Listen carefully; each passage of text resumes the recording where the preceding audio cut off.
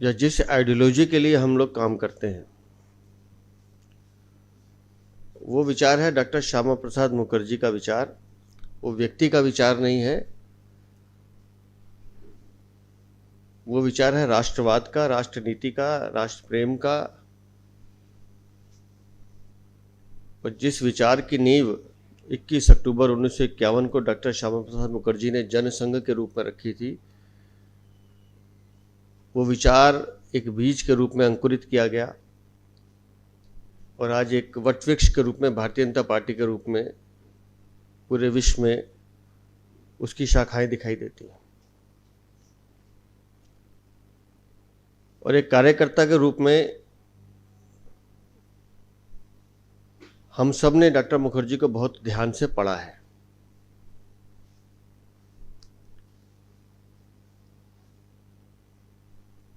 एक बहुआयामी व्यक्तित्व, जिसके जीवन में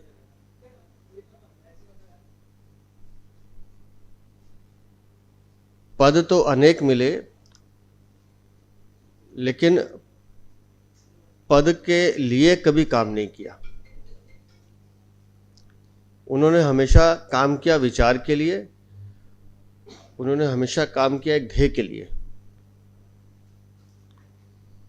दो बार मंत्रिमंडल से इस्तीफा देना, बंगाल मंत्रिमंडल से, फिर केंद्र के मंत्रिमंडल से, और जब जब इस्तीफा देना तब तक विषय सिर्फ एक ही रखना कि मेरे लिए मेरा राष्ट्र सबसे पहले है। तो ऐसे महापुरुष के जीवन पर पिछले 1 महीने से हमारी टीम ने बहुत अच्छे से काम किया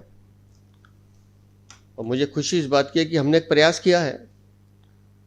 उसमें कुछ कमियां रह सकती हैं, लेकिन कल शाम को कमानी ऑडिटोरियम में डॉक्टर श्यामा प्रसाद मुखर्जी के जीवन पर एक नाट्य मंचन हम प्रस्तुत करने जा रहे हैं। बचपन में उनका स्वभाव क्या था, कैसे वो कॉलेज में रहे, कैसे वो युवा कुलपति बने, 33 वर्ष की आयु में वो सबसे युवा कुलपति बने, कैसे उनका राजनीति में प्रवेश हुआ, राजनीति में प्रवेश होने के बाद भी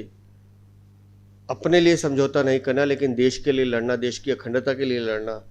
उसके लिए अपना बलिदान देना, कैसे नेहरू मंत्रिमंडल से, उस समय के प्रधानमंत्री से मतभेद होना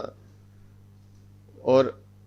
देश के लिए उन मतभेदों के कारण भी मंत्रिमंडल छोड़ना,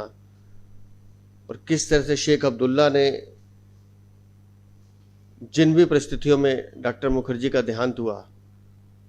उन परिस्थितियों का भी जिक्र उस नाट्य मंचन में आपको देखने को मिलेगा। और राष्ट्रवाद के आदि पुरुष के रूप में हम इस नाट्य मंचन को आपके सामने प्रस्तुत कर रहे हैं